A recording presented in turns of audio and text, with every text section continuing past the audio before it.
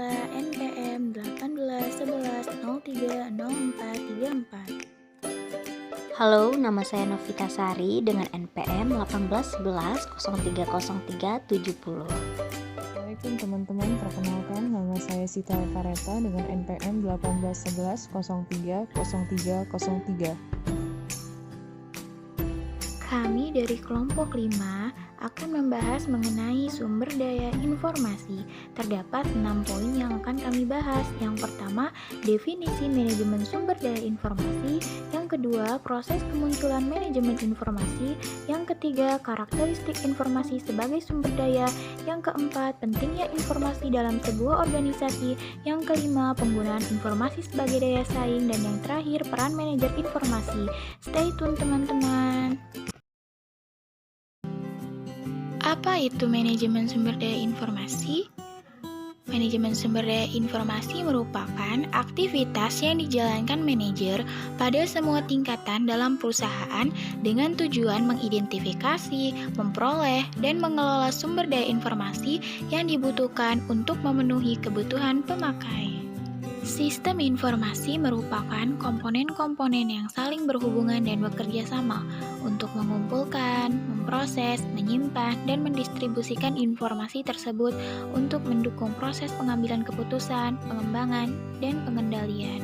Saat ini, informasi dianggap sebagai sumber daya yang berharga bagi organisasi.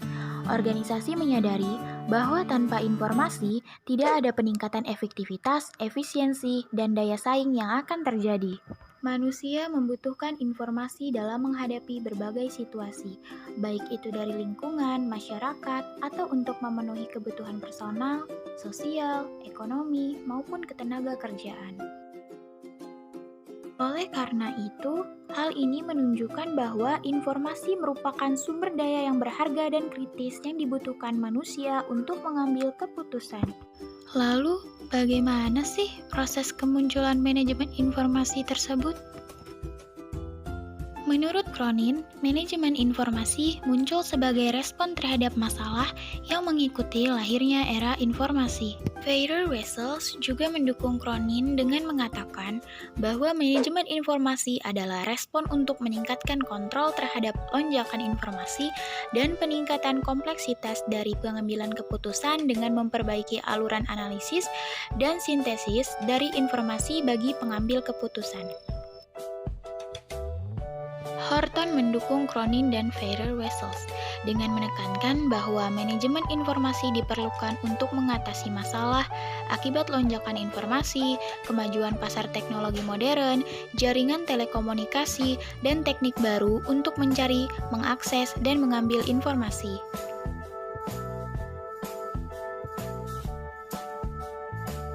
Materi selanjutnya adalah karakteristik dari manajemen informasi. Adapun karakteristik unik dari informasi adalah informasi hanya eksis pada persepsi manusia. Informasi merupakan sesuatu yang dapat dipahami.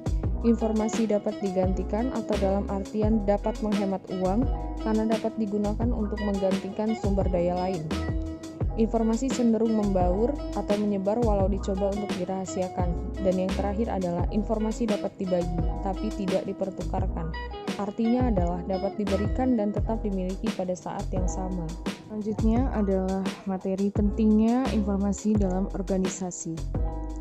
Ada beberapa ahli yang menyatakan bahwa informasi adalah komoditas yang esensial bagi pemecahan masalah yang efektif, juga merupakan basis bagi inovasi dan pengembangan produk baru.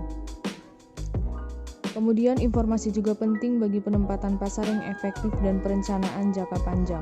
Pernyataan ini membuktikan bahwa penggunaan informasi dan teknologinya memiliki pengaruh yang cukup besar baik bagi individu maupun organisasi. Kemudian ada salah satu aplikasi penting informasi dalam bisnis adalah pengambilan keputusan.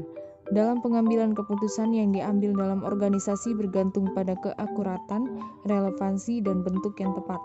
Oleh karena itu dikatakan bahwa keputusan yang lebih baik dapat dibuat apabila informasi yang baik diperoleh. Bagian E, penggunaan informasi sebagai daya saing. Wilson menekankan bahwa untuk berhasil di era kompetisi global, organisasi membutuhkan informasi yang relevan, tepat waktu dan akurat.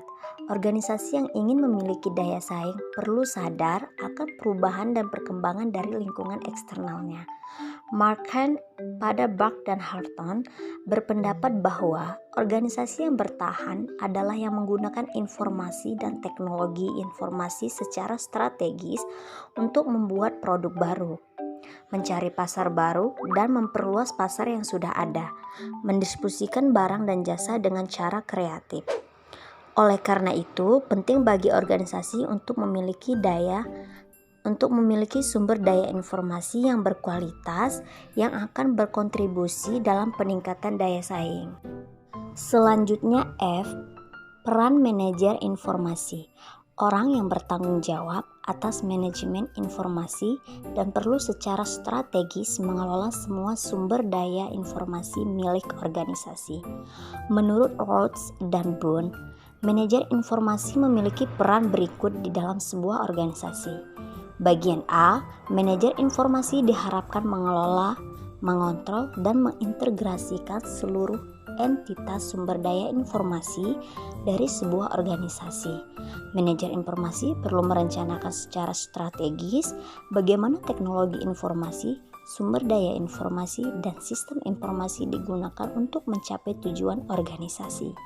Bagian B, berhubungan dengan teknologi informasi, seorang manajer informasi perlu mengatur implementasi dan penggunaan teknologi informasi dengan pandangan untuk bersaing dengan kompetitornya.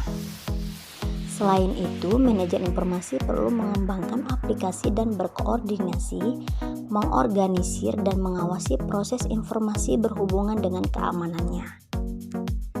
Berhubungan dengan informasi, seorang manajer informasi perlu mengembangkan aturan dan rencana menyangkut penggunaan, perawatan dan sumber daya informasi, sistem informasi, dan layanan terutama yang kritis bagi kesuksesan organisasi.